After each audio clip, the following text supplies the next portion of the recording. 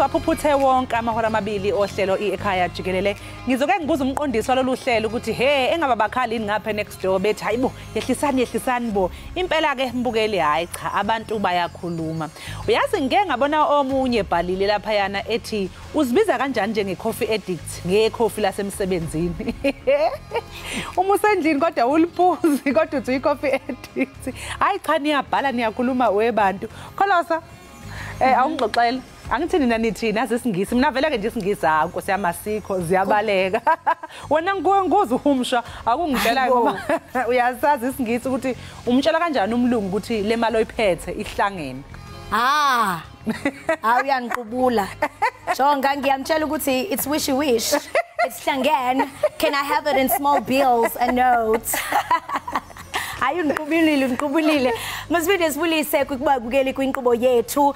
Hey mbukeli kumnandi kakhulu apha ekhaya Jikelele. Ngatsho nje ndithi ziyaqhuma inqawe emaqhegweni jonga bayanqunqa bayanqisha bachela ichwane ezweni lomoya okhokho bethu. Vele umnandi kakhulu ke udliwano ndlebe bentinalo nobuhle bendalo wachukumisa ingcambu yencakanqaka yenhliziyo zami nomoya hey uphezulu mbukeli. Ndiqinisekile nawo uyavuma uyanqwala utsho ngawo mabini ukuba ngenene kusekhaya Jikelele. Sinjalo kaloku Ekhaya Jikelele safuna into kubana sikufudumeze ngoncuthu mazangwa lomculo kanti ngoku masihlabele mgama singene kuvimba wethu.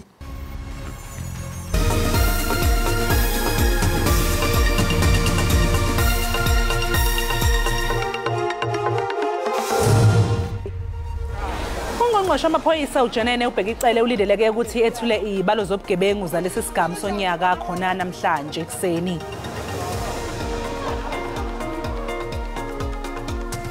Ityala likaSenzo Meyiwa kulindeleke kuba liqhubeke kwinkundla ephakamileyo ePitoli ngalentsasa. Amadoda amahlanu asematyaleni ngokubulala owayesakuba ngukapteni weBafana Bafana uSenzo Meyiwa.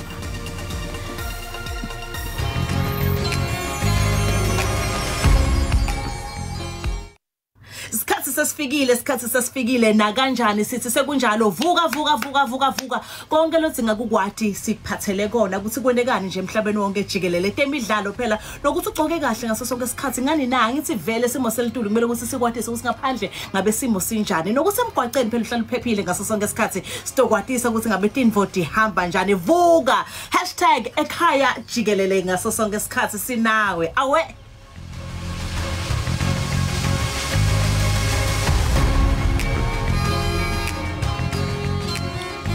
Ungqongqoshe amaphoyisa uJenene ubhekicele uzokethula izibalo zobugebengu lesi sigamu sesithathu sonyaka. Lezi izibalo zobugebengu zibonisa igameko ezibikwe ophiko lwamaphoyisa lwe-SABC phakathi kaMbasa noNhlangulana nonyaka. Kanti izibalo zobugebengu zikhombisa ukwenyuka phakathi kukaMasingana noNdasa ka-2023 uma ngabe kuqhathaniswa ngesikhathi esifanayo ngonyaka owedlule.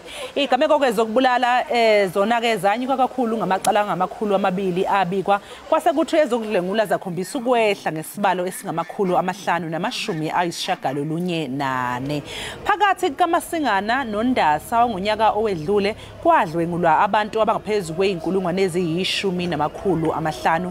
Kwabeke sekubulawa abesifazane abacela enkulungwaneni kwabeke sekushaywa ngesihluku abayinkulungwane eziyishumi-5. Ityala likaSenzo Meyiwa kulindeleke kuba liqhubeke kwinkundla ephakamileyo ePitoli ngalentsasa. Amadoda amahlanu asematyaleni ngokubulala owayesakuba ngukapteni weBafana Bafana. uThabo Mosia igosa eliphandayo lokuqala usaqhubeka nokunika impendulo. Phezolo uMosia uthe udubulo luxelwe kwiiyure ezine emva kokuba kwenzekile kwingxelo kanyaka ka-2019 wathi ukulibaziseka kunokuba kubeka esichengeni indawo inkqubo esetyenzisiweyo ukuphanda le ndawo nawo yaqalaselwa. Umholi we-Action SA uHerman Mashaba uthi unethemba lokuthi izakhamuzi zaseNingizimu Afrika zizovotela amaqembu kahulumeni obumbano ngonyaka ozayo. Iqembu likaMashaba liyingxenye yamaqembu aphikisayo angene esivumelwaneni sokwakha umfelandawonye ngonyaka ozayo okhethweni likazwelonke. Phakathi Amanye amaqembu ayingxenye yalesi sivumelwano iDA, iIFP, iFF+ kanti ke ahlose ukususa iqembu elibusa emandleni ukuphatha. Dr. Yulenge would come.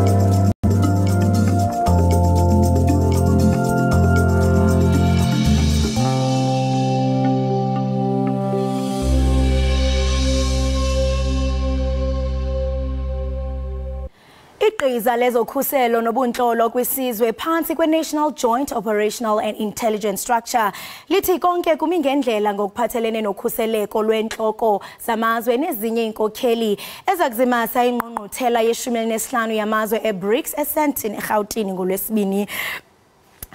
Usihlalo weliqhiza uNjengelo Tibelo Musikidi uthi kuza kutyalwa amagosa awo wonke amacandelo ezokhuseleko uqinisekisa ngokhuseleko ngakumbi kwindawo engenwa kuzo kweli. Le iza kuba ingqungquthela eyakhe yankulu yamazwe eBRICS kwaye icandelo lezokhuseleko lithi liza kuqinisekisa ngokhuseleko olungqingqwa kokubini emhlabeni nasemoyeni elwandle nakwindlela ezibheka kwiziko iSandton Convention Center. Kulindeleke inhloko zamazwe nenkokheli zohulumente ezingaphaya kwama-40. We are continuing to have meetings to tighten the loose ends as we from time to time establish where we are having challenges. So both air, land, sea, en route to the venue and back, we are having deployments in place. Kuza kumiselwa inkundla ekhethekileyo ezakuqhubisana namatyala akhambuka ngokwayamene nale ngqungquthela. We have planned a 24 hours court dedicated to do and address all issues that are coming or will come from the summit itself. We want to ensure that when visitors leave the country, they leave the country with all their cases being processed through the court system. Usekela mkomishinala wamapolisa kubethelele kuba baza kusebenzisa zonke izixhobo ezidingakalayo ukuqinisekisa ukhuseleko lwendwendwe. Uthi amasebe kahulumente aza kusebenza ngokuqhogeneyo ukusindleka ngempumelelo indwalutho eziza kuthontelana eSandton.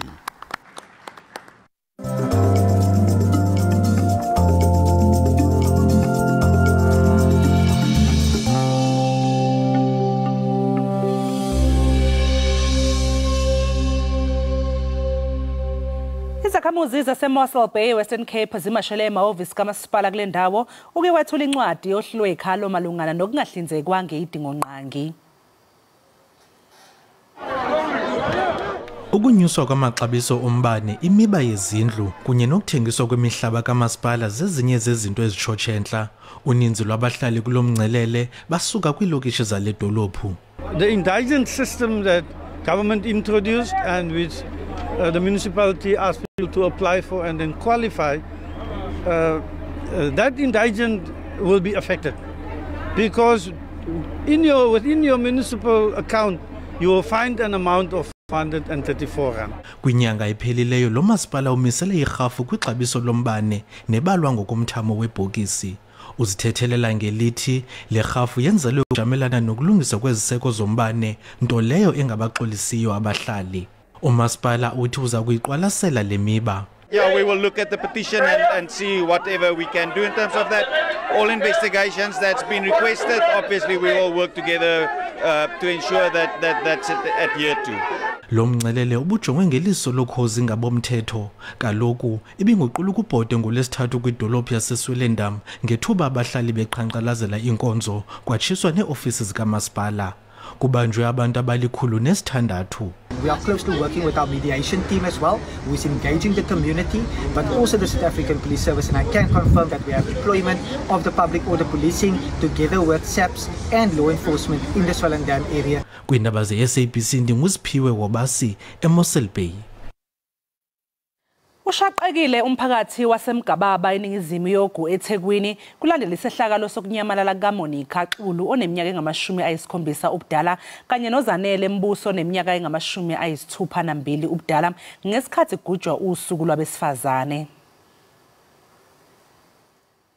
Abantu besifazana ababili asebekhulile uMonica Xulu noZanele Mbuso bebesanda kubuya kothenga impahla yenkulisa eThembeni ephethwe ngomunye walabesifazane onyamalele. umsebenzi wokuthungatha usudonsa isonto lonke awukakatheli izithelo kanti njengoba isikhathi sihamba imndeni inokwesaba. Siyafisa ukuthi umphakathi neSouth Africa yonke ukuthi silekelele ukuthi sibathole mebengababona even mekuthiwa khona ke onabo njengamanje lo kuthi uhambe nabo ukuthi ababuyise mekuthi bona baboni lokho esidemizame sesizamile ukuthi sifake ama flyer sifake ku social media mekuthi ababoni ngoba akubona abantu bo social media, they don't have social media platforms. Umzukulu kaGogo Monica Xulu umenzi Xulu uthi akaqondi ukuthi ngubani ongaba nesihluku ngalendlela. Ngithinta kakhulu mina ngoba ngikhuliswa yena ugogo ubaba bomuntu omatasa kanye no so ngibhlungu kakhulu ngoba ngiyazibuza ukuthi ngabe wenzeni kubeni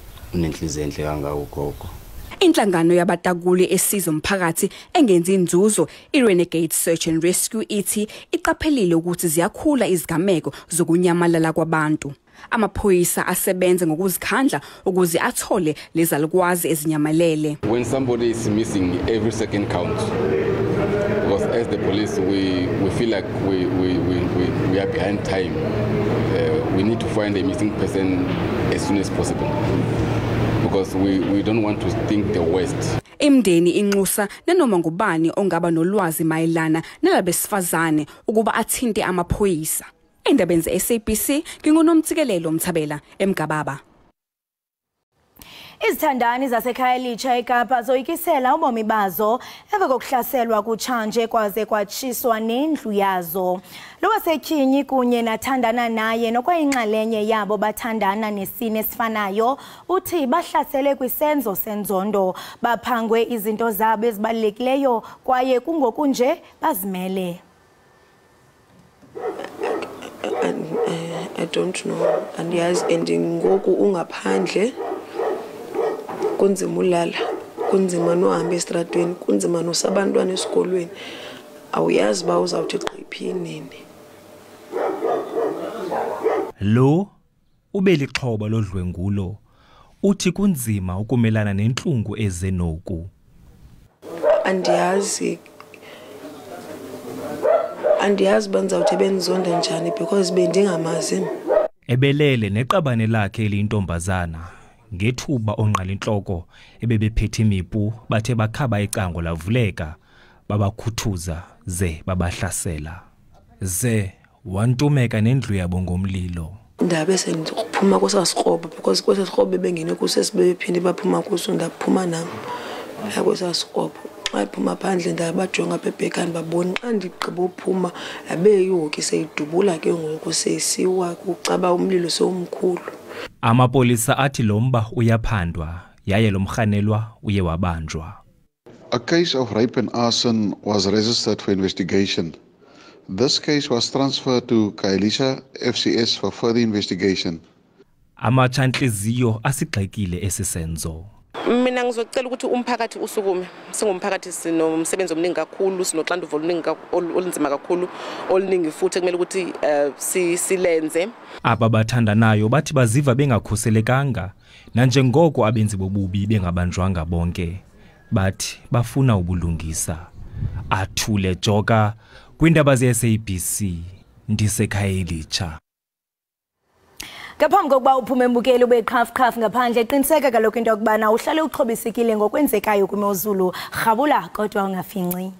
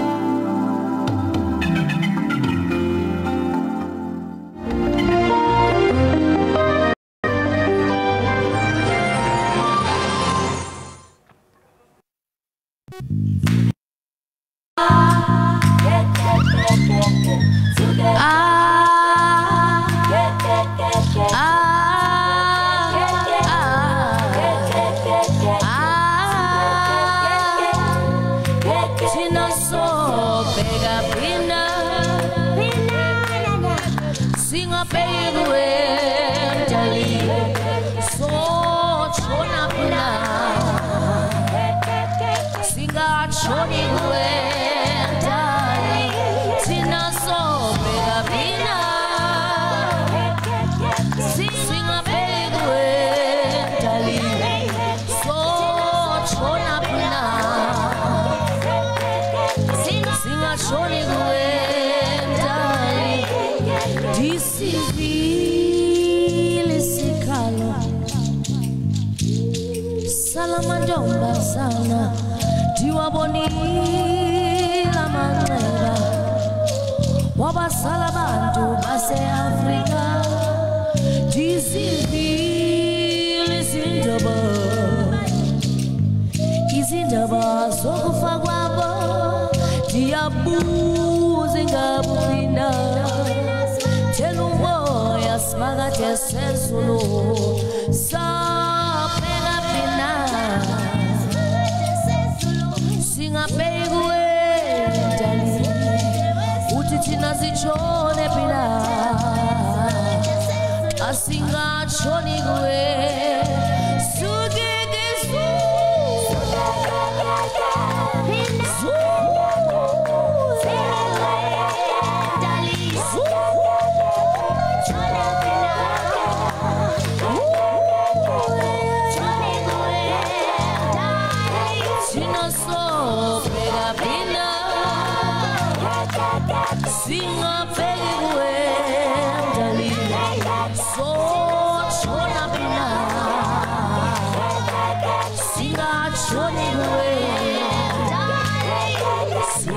Kwanele kwesimagade khawuthi usimele simagade ndicela usilwele simagade ngoba amandla ngawakho nobungcwalisa bobakho nobulumko bobakho nathi mdali singabakho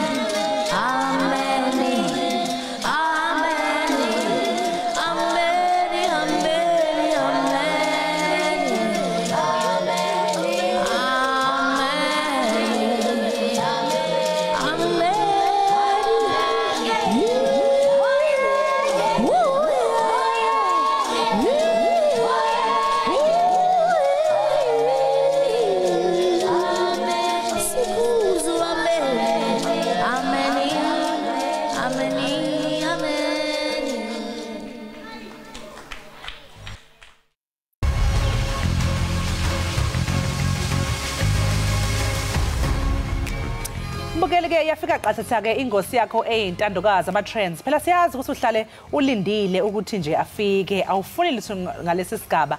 Sikuphatheleke zonke-ke isigaxa nje after sigaxa. Kuningi. Makhol athini-ke ama-hashtag wethu today? Yes, masijonge kwaphala phambili phaku-x.com #foreigners ingu #1 kanti-ke elandelayo #LebuM eyokugqibela ke sayoqwela ngayo ngu #Zola7 qhubeka ntoni ku-#foreigners.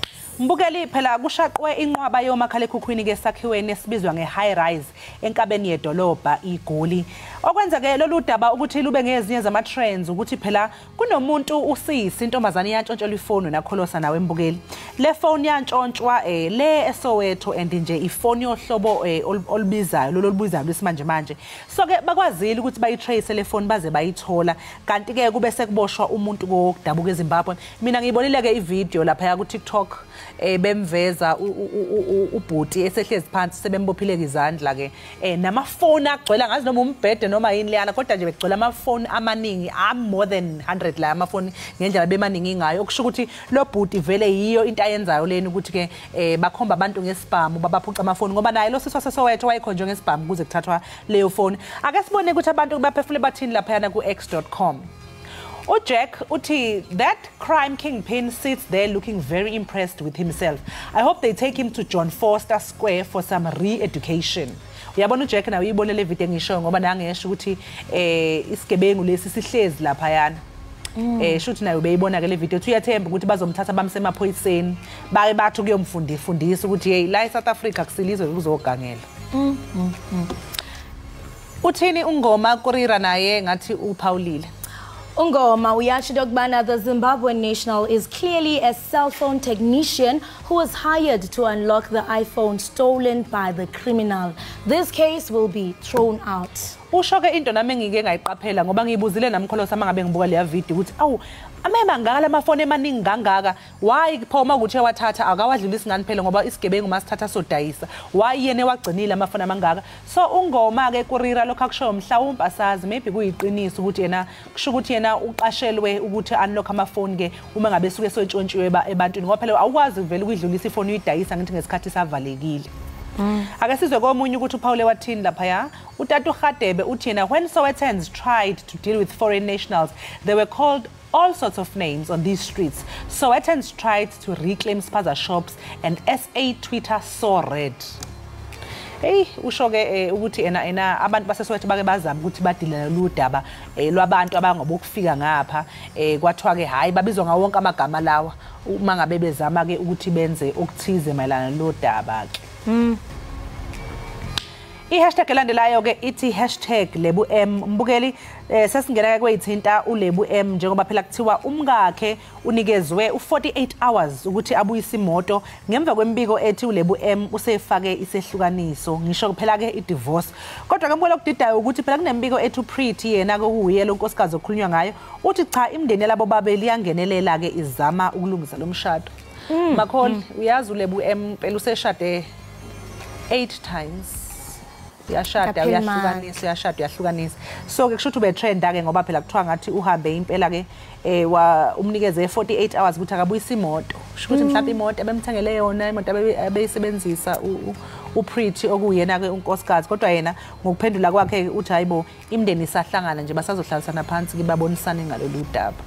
So uthe zika Kesare ku Kesare eyibhlungu lento abantu xa behlukana fumanise ukuthi wenobuyisa into ethile kuba ngenene kaloku ndayithenga ngemali zami ngokumtshato xa seyiphelile kuthi ukuthi ke namaqithiqithe beseza nomtshato ayaphela. Ingakho kubalekile okufuneka sikufundise nezingane ezisakhula kakhulukazi zamantombazana ukuthi kubalekile ukuyimela umuntu esifazana ube nezinto zakho ukuze mangabe sekufika izimo enjengalezi ungaphumi ukuthi usuyahamba usiyohlala emgwaqeni awusenandlu ngoba ubuthengelwe kubalekile ukuyimela. Ake sibone ukuthi baphefumule bathini kabantu lapha ya ku x.com uLebu uJoy Zelda uthi LebuM wanting to take back the car he bought for uPretty Samuel is a hard lesson at its best. Women need to stop being dependent while they can stand up and be able to do things of their own. Wake up and smell the perfume. uJoy cha uphinda khona lokho kade ngikusho uyangivumela impela kulokho kade ngikusho ukuthi kubalekile umuntu esifazana ukuthi asimeleni bafowethu bathi noma basithengele kuba ama gift yabona kuba ama extra nje add there and there kodwa kube ukuthi nathi siyakwazi kuyimela. Uphefumulile futhi omunye ake sifunde iexcelandelayo uthini uJoy Zelda okusase uJoy Zelda futhi isenguye I think inoba uyaziphendula isithi into bana I'm not saying it's right for LebuM to take his car back from Pretty Samuels. All I'm saying is at workplace when you resign or retire they take back their laptops and tools. Iyazekele isinto bana lento iyafana naxa usemsebenzini kuthiwa ezika Kesare ku Kesare uza nomzimba wakho buyele nomzimba wakho back. Ake sibone ke elandelayo ke the South African uthi yo LebuM reportedly gives wife 48 hours to return his Mercedes. Imoto yohlobo liphambili lokuthiwa ayibuye kanti so abantu shothi bebelokhu bebabaza ke iCatrenda uLebuM lapha ya ku X Usiya yena uthi this whole divorce debacle with Lebu M is fascinating. The estranged wife says the elders of both families need to meet to resolve this issue. Lebu M himself as an elder needs two elders to sort out his love life. I bet the elders are younger than him. Umuhulu, why asa ipueli? Usiya ke uthi yena ena hayibo iyaxaka lento yokuthi uPretty onkosikazi uthi yena kusafuneka kuhlangana abantu abadala abahlale phansi uyabuza ukuthi njengoba Lebu MJ emdala kwasayena ke kusho ukuthi khona I'm sure abantu abazobe behlezi lapho loba kuthiwa ama elders bazodiscussa bamncane kunjalo usesho ngesizathu ukuthi mudala mos yindaba angayikhulumeli. Hayi cha niyakhuluma ko ex webabukeli. Yabona xa kuthiwa it will end in tears. Kusuke kusho bathetha le way. Bukeli sihlabule mgama ke sijonge kwezinye eziphala phambili #Zola7 siyayiqwela siqonqotha ngaye. Hey usikhulisile kaloku Zola7 sikhule simamela ingoma zakhe ezekwaito. Kanti ke kuzoba ne documentary inkqubo mbaliso ngesixhosa ezawunika kaloku iwonga ihloniphe ilifa likabonga inkosi aka Zola7 Dlamini. Kulindeleke kuba ikhutshwe ne certified classics phambi kokuba ke kukhutshwe icwecwe lakhe elizayo. Into ethi ke ikhona into ayiphekayo pha ekitchen esingathi kanti siyilindele. Le film ke nesisifaniso secwecwe lakhe lokuqala iza kudlalwa ngomhla wama-20 apha ku-August pha kunqa phambili u-SABC 1 kwaye ke iza kudlala ingoma ezinolwandle Proverb no Raw X nezinye ke mbukeli ezininzi. Iza kubonisa ke imvelaphi nefuthe lenkcubeko yecwecwe lokuqala likaZola lika 2000 elalisithi umdlwembe latsala ke ikwaito kwaye layibeka kwinqwanqwa eliphezulu. Naye ke uZola7 uye wavakalisa indlela anombulelo ngayo esithi into yokubana nxatsho Mzantsi Afrika kuba kaloku uyathi into yokubana hey ndisuka mna ekase apho kubonakala into yokubana hey amaphupha noko kuba ngathi kuba mfiliba uba nephupha kodwa liphelele apho. Uyavuya ke into yokubana iphupha lakhe lafezekiseke kwaye ngoku wenzelwa idocumentary. Kuluvuyo ke nochulumanco pha ku x.com baye bambongela nakwebhala ubonga inkosi Zola7 Dlamini sithi into yokubana only a few days to go. Tune in as I break down some of my most iconic songs and share my never heard before stories about. Don't miss this on Tsotsi Yami Hola 7. Uyathi into yokubana Zola umdlwembe this Sunday the 20th of August on 6 p.m. on SABC 1. Kulapho ke iye wasasaza ebhengeza into yokubana abantu mabaqiniseke into yokubana bayawaqoqa amehlo kuba uzawuchaza ngobomi bakhe nezitori zakhe esingazaziyo ke phofu. Masibone ke into yokubana abantu baphefumule bathini abanye. Ustika uthi I speak on behalf of South Africans. Ever since you stopped making commercial music, ubuntu has died. With umdlwembe abomkhulu ogogo nabomshana knew the lyrics, but no violence was promoted but love. We need more from you. Kuluvana manje kuyoze kulamula igodi.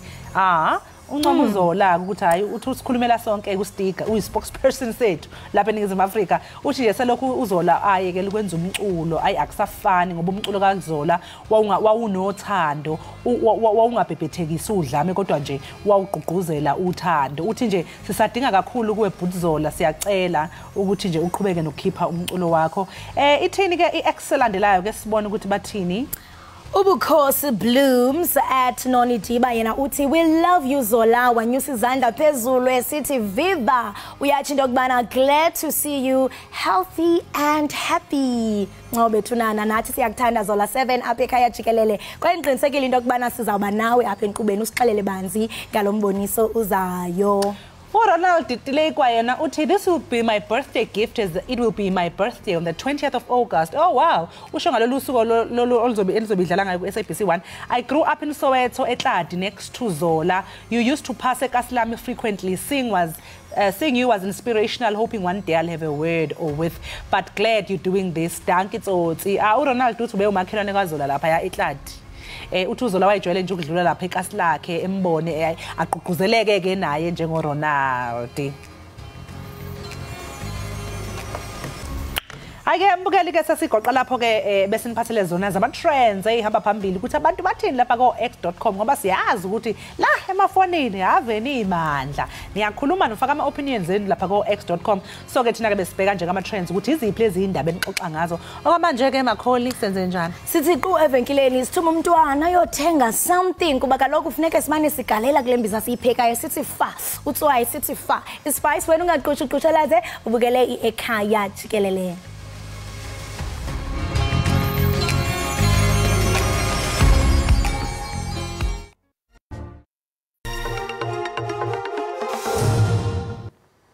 Enkosi ngokuhlala nathi nisasibukele kalokhu apha ekhaya Jikelele kwinkqubo ndaba yakho uDTT kanti ke mbukeli sisachwechwela ngasemnyango singena kwezemidlalo iprop yamabhokobhoko uOx nje uza kuyinxiba kokuqala imibala yeqela lesizwe kulonyaka xa amabhokobhoko equbisana neWales eCardiff ngomgqibelo unjeke uchulumancile ukubuyela kwiqela emva kokuhlala phansi ixesha elide ngenxa yomonzakalo uthi ke ulindele ngomonde umdlalo neWales phambi kokuqala kwetimente yendebe yehlabathi kule nyanga izayo.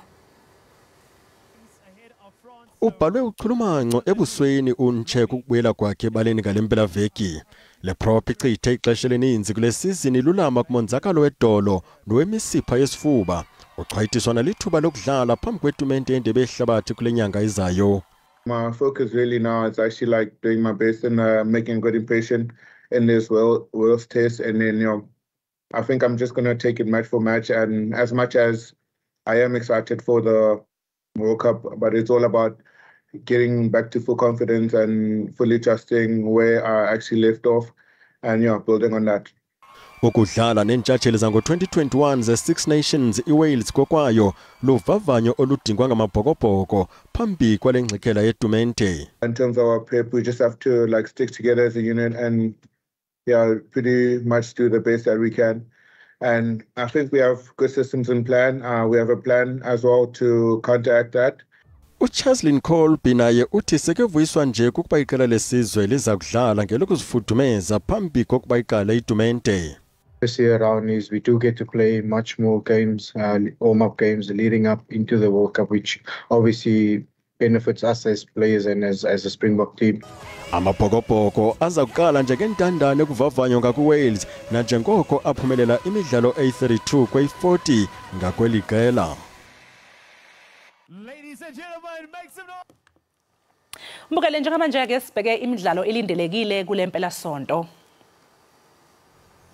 Ngaphandle komdlalo wamanqamu weFIFA wendebe yabesifazane ozoba ngesonto phakathi kweSpain neEngland ngomgqibelo kuzodlala ke owombango wendondo yethusi phakathi kweSweden kanye neAustralia. Kanti ke emidlalweni yeDStv Premiership namhlanje iSuperSport United izokwamukela iCape Town City kusihlwa iRoyal AM isingathe iStellenbosch FC bese kuthi ke kusasa kungumgqibelo amaZulu FC agadulisane ke neRichards Bay FC emidlalweni womkhaya kwaZulu Natal. iChippa United yona izotholana phezulu nompetha abavikela isicoco seleague iMamelodi Sundowns ngesonto ke iTS Galaxy izodlala neKaizer Chiefs kanti emidlalweni yeEnglish Premiership namhlanje kusihlwa iNottingham izogadulisana neSheffield United ngehora leshumi kanye nakusihlwa bese kuthi ngomgqibelo ke mbukeli iLiverpool izoqhutha namakhizane neBournemouth bese kuthi iSpurs igijimisane ke neMan United iqembu ke elivikela isicoco seEPL English Premier League iManchester City lizosingatha ke iNewcastle United lona ngesonto ebese kuthi Aston Villa ibhekane neEverton asivaleke ngomdlalo ozoba phakathi kweWest Ham kanye neChelsea. Mbukele njengamanje ke nje sisathi qhu ngapha ngaseyitolo kanti uma ngabe sibuya sizobe siphethe isinqazo sika dokotela esingene emncintiswaneni kaZime uMrs South Africa ungalingeke uphuthelwe sisathi qhu eyitolo sizobuya khona manje nangiya bemtofoza lapha benza sure ukuthi mayifika la e-studio nje ufike sekhazimule ungaphuthela.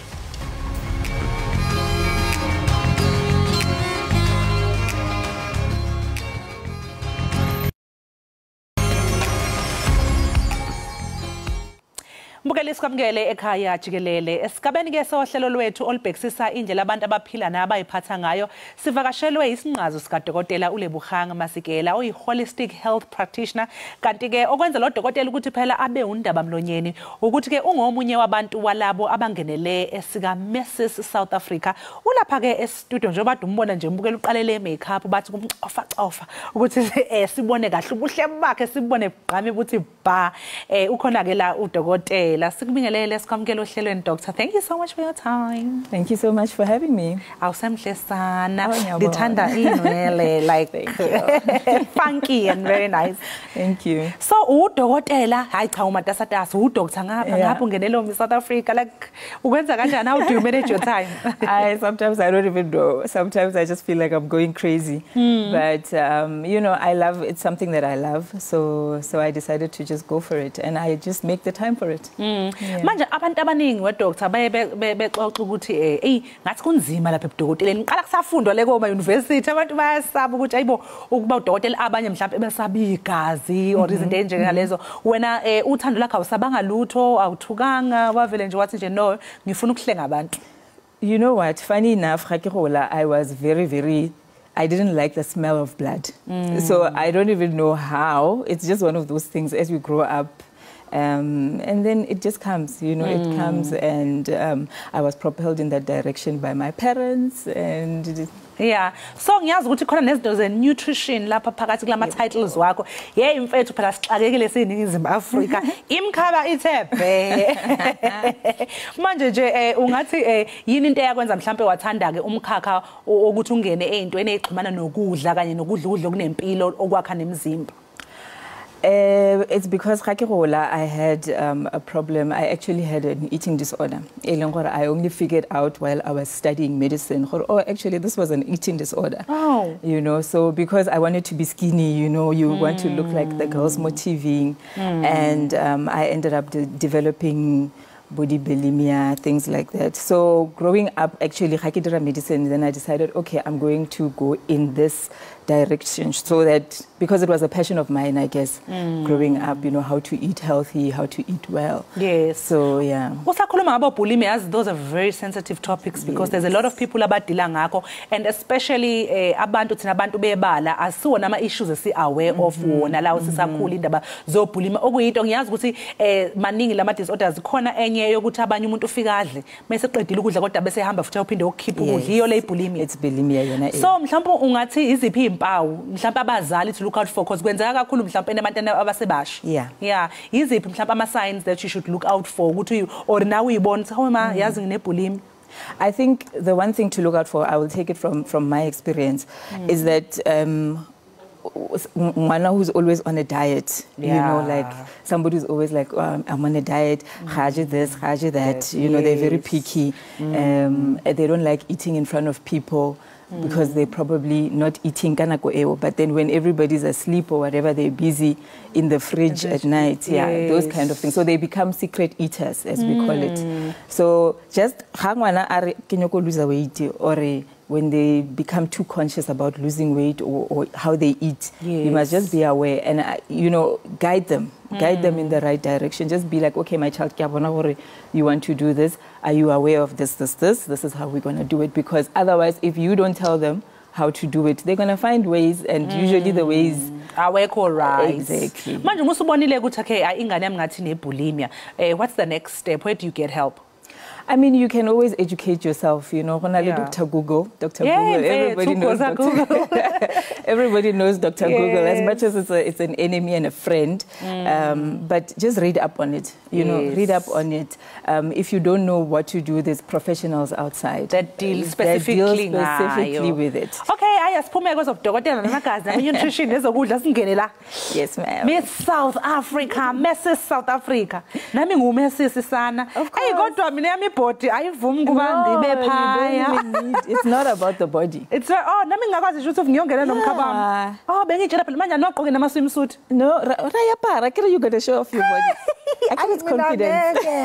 Manje ngicela ukubuza ukuthi njengoba uMessis ne ngiyazi ukuthi kudependa nge type of partner and the type of husband that you have, but it's most black cultures nje sijwayele ukuthi nje mina nje for example ngumakoti ngishade nomZulu wasedani nginomamezala nomndeni, so uma ngabe wona izinto zoMessis South Africa umconvince kanjani umuntu ukuthi hayi bo baby ngizogqoka ibikini lapha yana but ngeke ngizozama ukuthi ngishaya ama cover ups.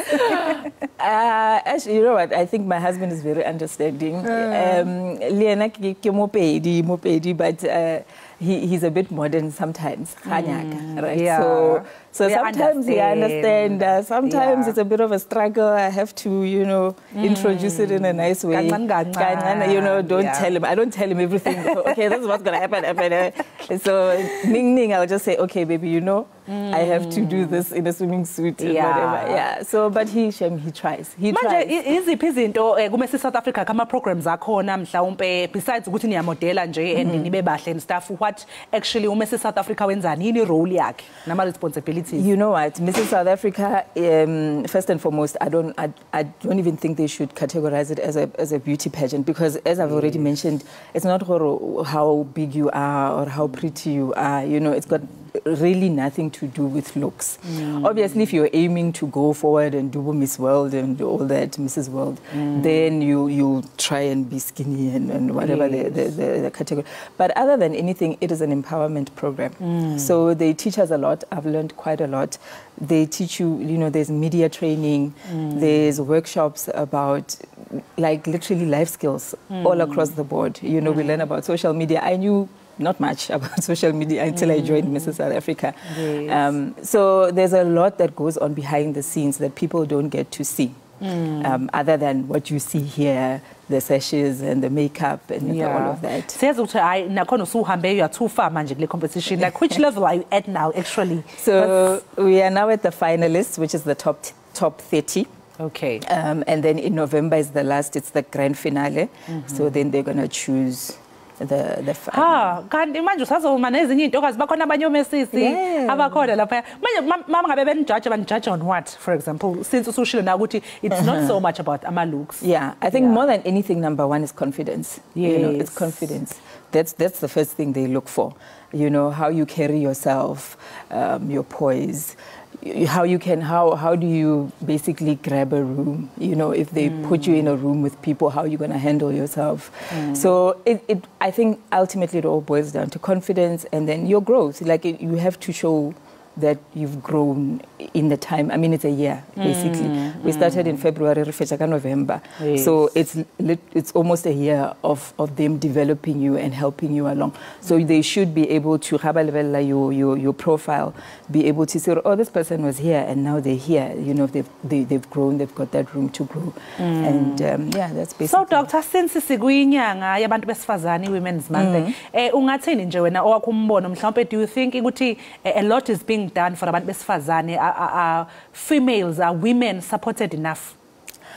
Look, I think there's definitely efforts. I can definitely say that. We celebrate women, you know, but not much can be done until the woman herself stands up for herself, right? So there's programs, there's platforms. We as women just need to grab hold of those platforms and stand up and realize the power that we have, you know, and go for our dreams. That's the one thing that I always tell people. Go for your dreams. That thing that makes your heart smile, you know. Go for it. Exactly, because that's how we heal internally. And a lot of us as women, we are broken and we carry it well, unfortunately. You know, I'm telling you, and very well. You know, we can look very well. And I speak, you know, from my own experiences. You know, for the past couple of years, I wasn't really okay. You know, mentally, I was not okay. But when you looked at me, shame. So women, we are like that. We carry the pain very well and we don't get to heal. So literally, the one thing that I can say, if there's one thing that you don't or you remember is do some internal healing. And internal healing starts with whatever that makes your heart smile. You know, make your heart smile first from the inside. Yeah, so if that is cooking, then cook. If it's singing, then sing. You know, if it's modeling, model. Do whatever, you know, life is for the living. Manje ngixoxa ke Dr. Sasesovala nje. Uma ngabe kusuhamba ya overseas kanje utravelala no Mrs. South Africa, igulu zakho izosala noba. I'll make a plan. You make a plan. I'll make a plan. Sibonge kakhulu ke sisi ngesikhathi sakho. Sifisele nje konke okuhle kule journey yakho. Sizobe sithe ukuthi nje go Lebu. Thank you so much. Sakho. Mbukeli ke lowo bekule Buhang Masikela ke udokotela uDr. Lebuhang ebesixoxa naye ke yena lapha ke ungomunye ama final 30 ka Mrs. South Africa ke simfisela konke okuhle nokuthi ke aphumelele kulolu hambo lwakhe. Njengoba manje ke mbukela ke sinje ke qunga seyitolo siyabuya emva komzuzwana.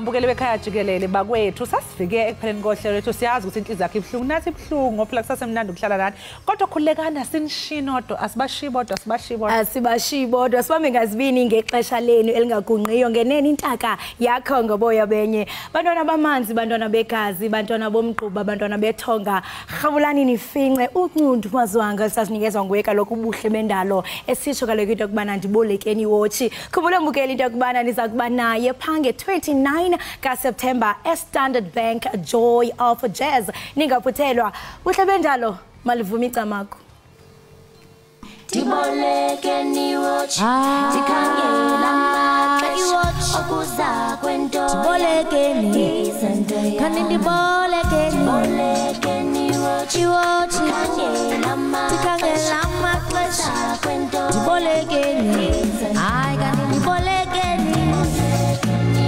watch tikhangela maxesha tibolekeni Kangela maxesha okuza kwento yami kanti ndibolekeni dala ndiphumile emzini kamama kanti wena ufika nini nditshone lilanga thithendote ezinkulu namanye amantombazana kudala ngoko sada ndibethe umama oh yeah Santo yam Santo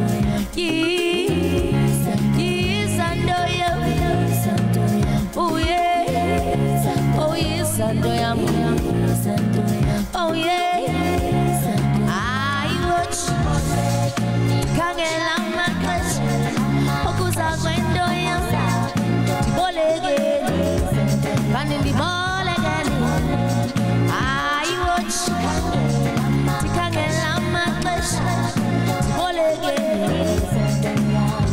out there chona malanga sibuye ngome bunanti was out there kucha manza mlanjeni buye ndoyam was out there kuchona malanga sibuye ngome bunanti was out there kucha manza mlanjeni buye ndoyam katubuye ndoyam izakumu ndoyam izakumu ndoyam tiklimdi ndoyam